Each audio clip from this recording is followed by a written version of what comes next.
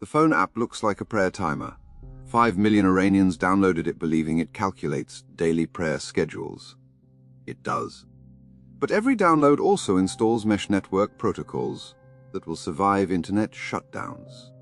The woman in Tehran checking Fajr prayer time doesn't know her phone is now a node in a communication grid. Neither does the shopkeeper in Mossad or the student in Shiraz. By the time the supreme leader orders a total blackout, the network is already embedded in every major city, and the architects watching from 3,000 kilometers away understand something the regime doesn't. You can't shut down what was never centralized. Before we dive in, hit subscribe to Mossad Classified.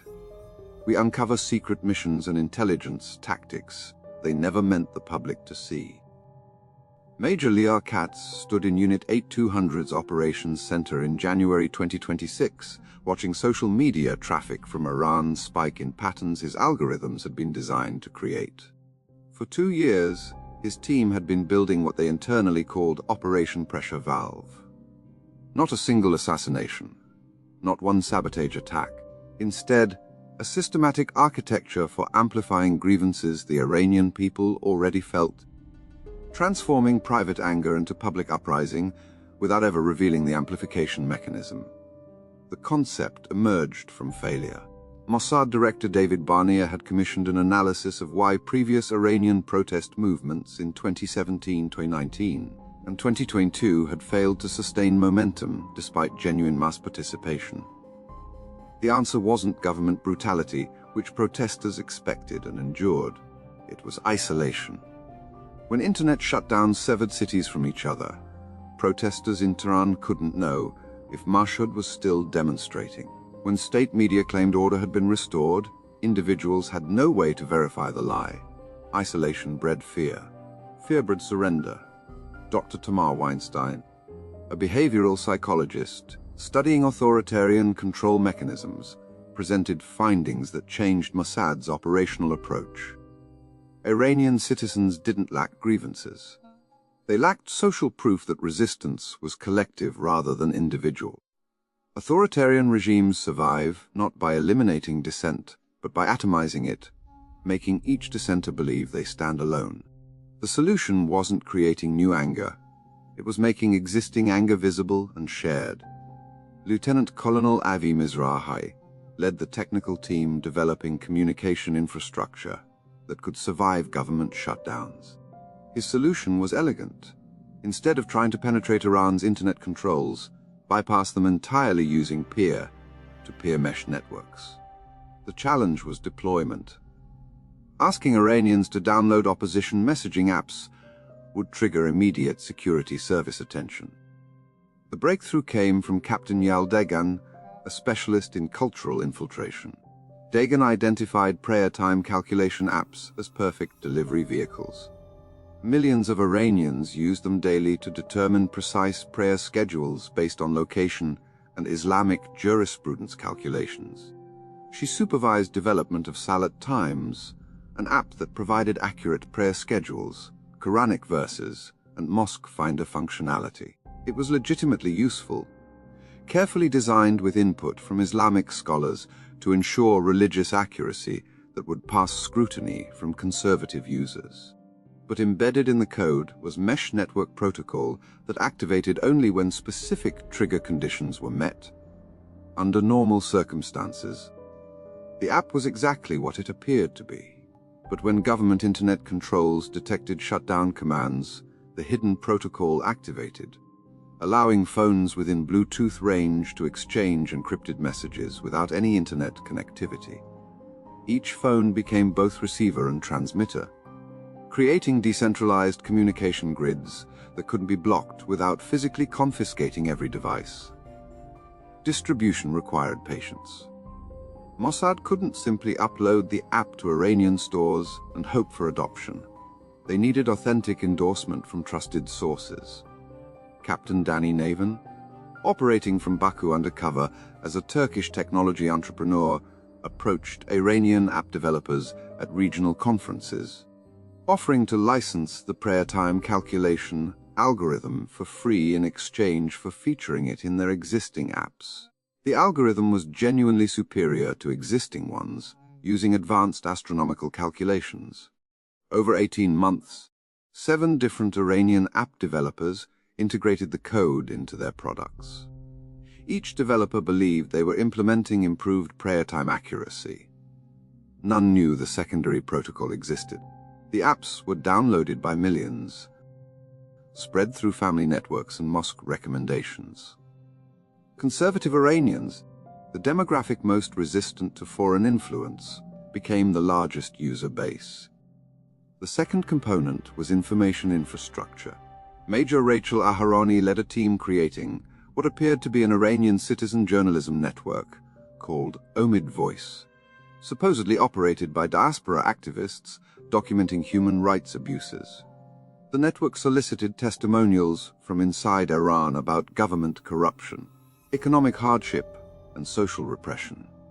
It was professionally designed, featured authentic Persian content, and built credibility over months by publishing verified accounts of documented abuses.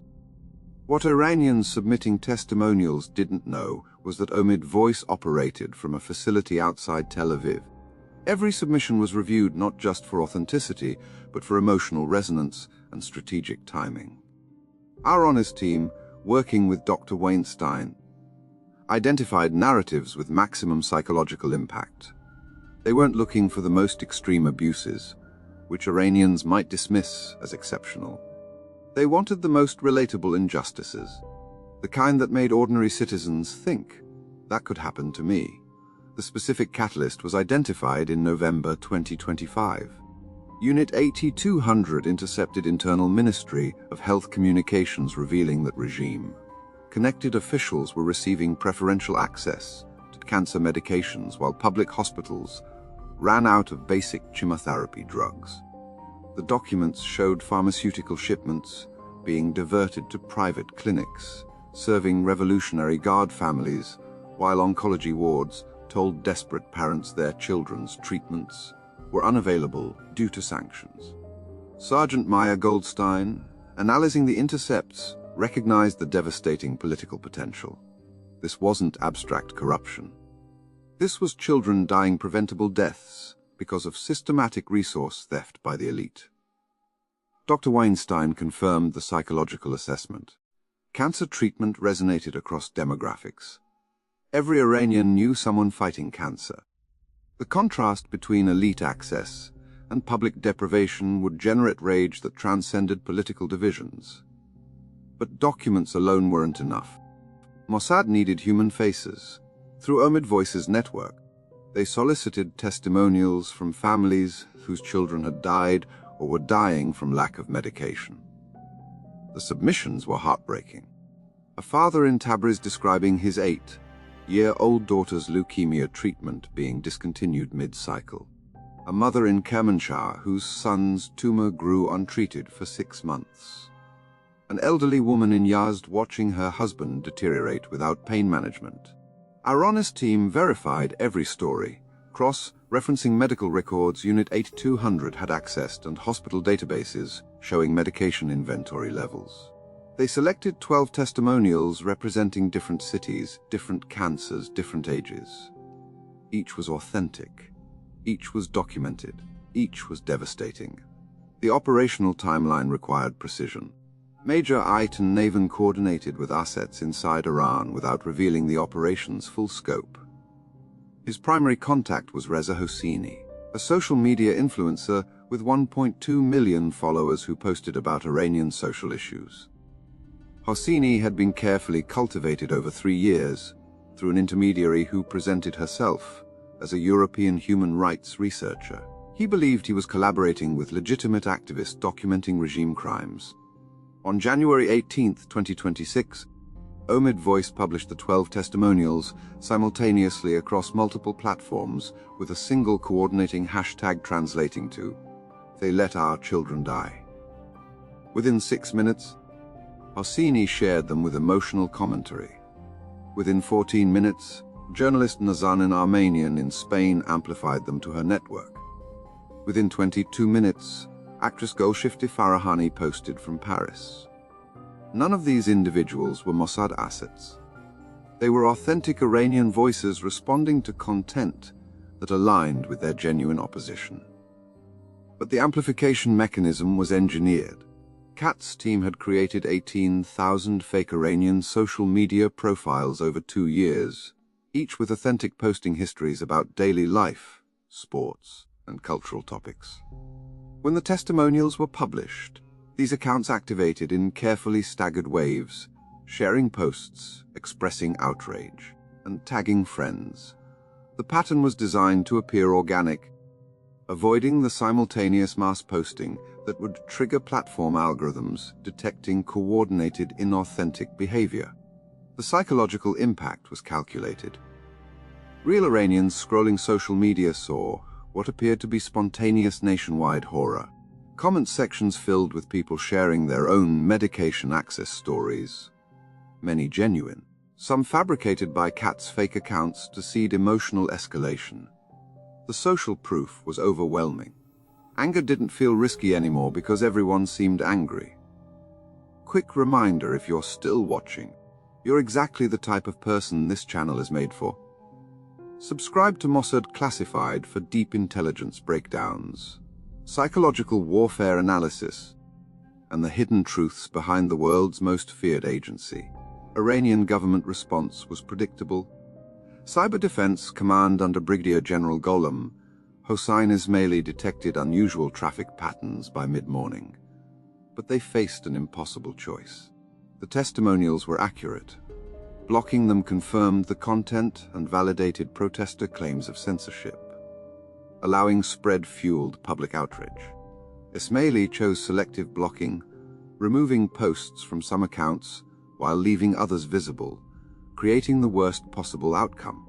Iranians saw the censorship as panicked admission of guilt.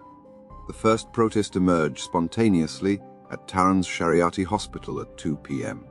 Families of cancer patients gathered in the oncology ward demanding medication access.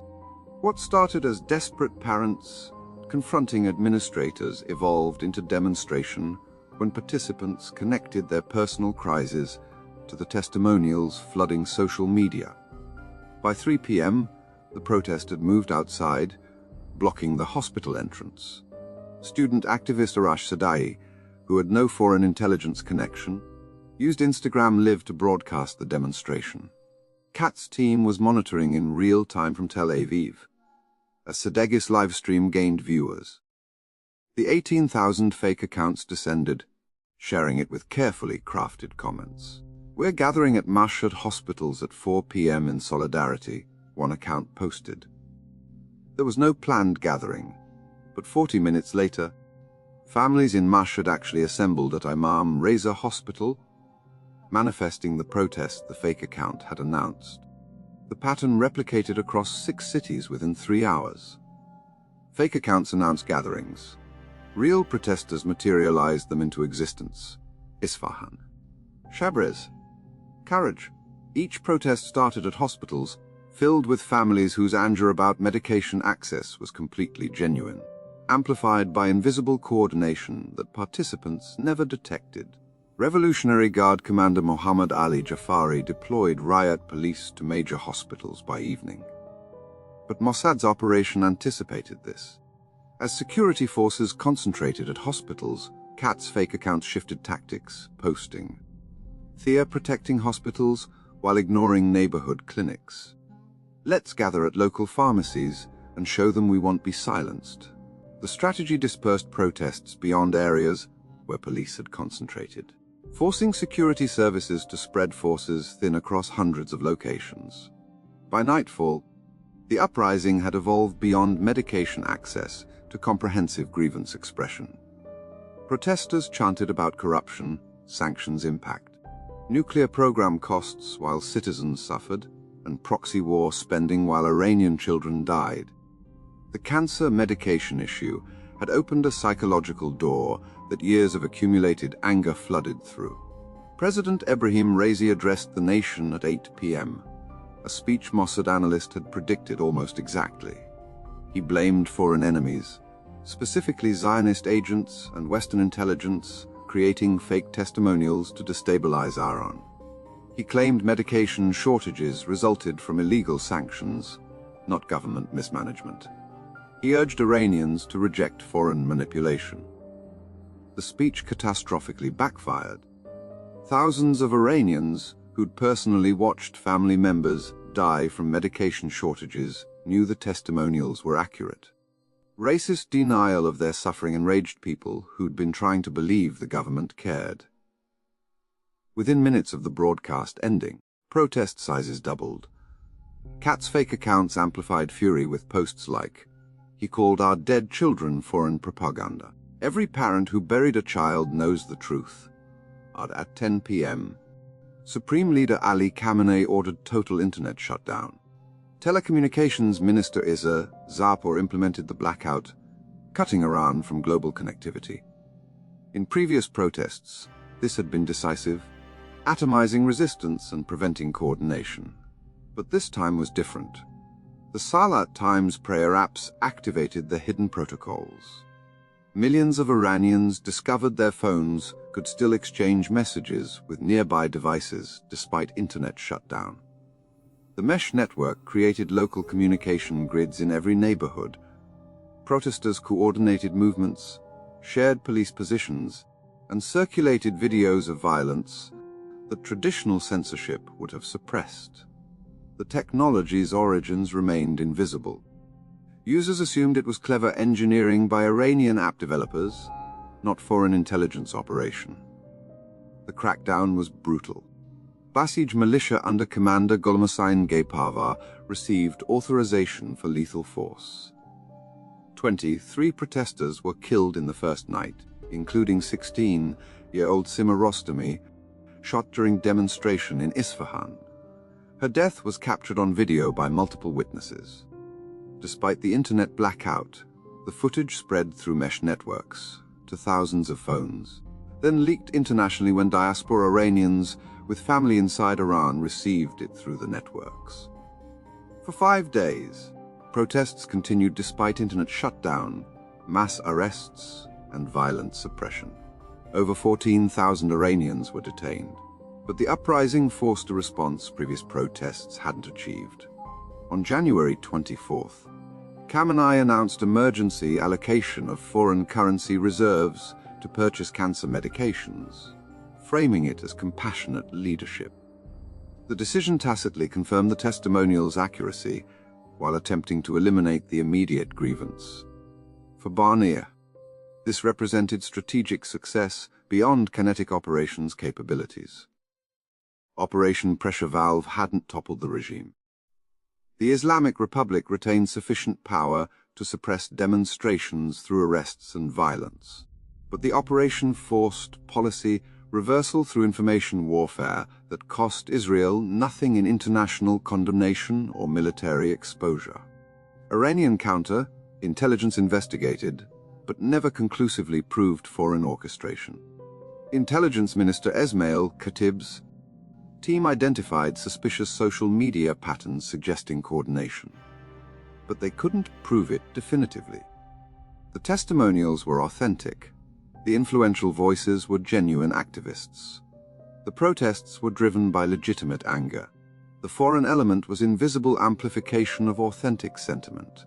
For protesters like Sadeghi, who spent 3 months in even prison, foreign involvement was irrelevant. He'd protested because he was genuinely angry about injustice he'd personally witnessed. Most protesters would consider foreign amplification assistance rather than manipulation if they learned the truth. Months later, Unit 8200 deactivated the 18,000 fake accounts systematically. The mesh network protocols remained embedded in millions of phones, dormant but ready for reactivation if needed. Iranian users who'd followed the fake accounts noticed disappearances, but attributed it to arrest fears, not coordinated intelligence operation conclusion. If this story kept you watching, then don't just leave like, comment, and subscribe to Mossad Classified and turn future episodes into automatic intel drops. The boundary between authentic uprising and orchestrated intelligence operation disappears when professionals understand How to weaponize genuine grievances through invisible amplification. Mossad didn't create Iranian anger about children dying from medication shortages. The regime's actual resource theft created that anger through years of systematic corruption.